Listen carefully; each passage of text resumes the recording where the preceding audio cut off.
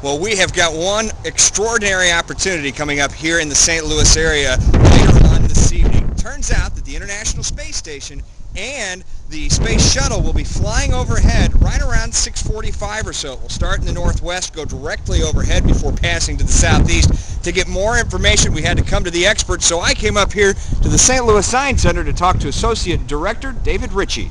With the St. Louis Science Center, David, tonight a unique opportunity for folks with the Space Shuttle and the Space Station flying overhead. Right. Can you tell me when and what to look for and where it's coming from? Exact timing is going to be 6:44 p.m. Now that's going to be right after sunset, so there's still going to be some twilight out there, but you'll be able to see Space Shuttle and Space Station. Now Space Station will fly over first.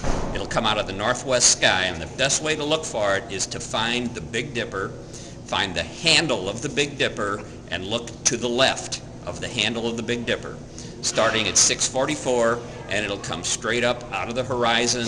It'll go overhead about 6:46, and then head off to the southeast around 6:48, 6:49. Only on live TV. I was fighting that the whole way. Let's get back to the times. All right. Sorry. So what were those times again? All right, starting at about 6:43 p.m. and look toward the northwest, find the Big Dipper. You'll see the handle of the Big Dipper low on the northwest. To the left of the last star in the handle of the Big Dipper, you'll see a big, bright, white object moving its way. It'll come almost straight overhead. It'll be about 54 degrees above the horizon and sail off to the southeast. And just 40 some odd seconds behind it, you'll see another object, and that'll be Shuttle Discovery. So you need to get out early to get yourself situated, because it's going to, if you're out there and your clock's off, you're going to miss it. Exactly. I'd say get out there about 6:40 and get oriented, look toward the northwest, and just take your time and watch and watch and watch. And it's going to be very bright. It'll almost be as bright as Venus.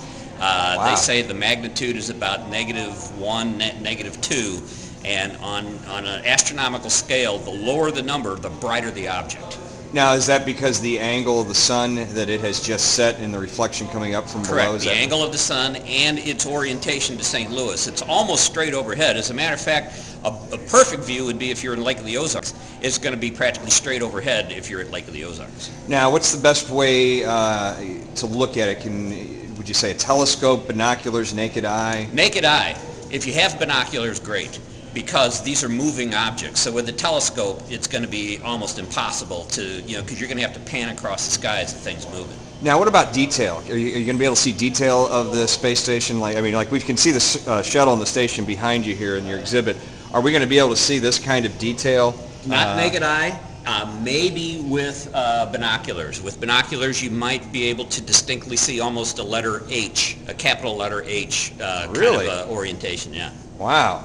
How often is this going to happen? Is this a one-time thing, or is this mission set up so that we'll see it more frequently? No, the orbit of Space Station is at an inclination of about 50 some odd degrees off of the equator. So it's constantly moving over different parts of Earth. And so what we do have to wait is just for the next time around to see when it will come over. And sometimes it's real low on the horizon. You can still see it. Sometimes it's practically straight overhead. Sometimes it's 4 o'clock in the morning. Our source that we use is a website that's a great one, and it's www.heavens-above.com. Make sure you put that hyphen in there. But it's all one word, heavens-above.com. And you can put in your viewing location. It will determine your latitude and longitude, and then it'll tell you exactly where to look, what to look for. And I don't know if you get to look toward, as I said, to the north. You got it? To the northwest, and then here's the Big Dipper, and to the handle of the Big Dipper, and look to the left. So it'll come out of the northwest, sail across the sky, go right by the summer triangle, and head on off to the southeast.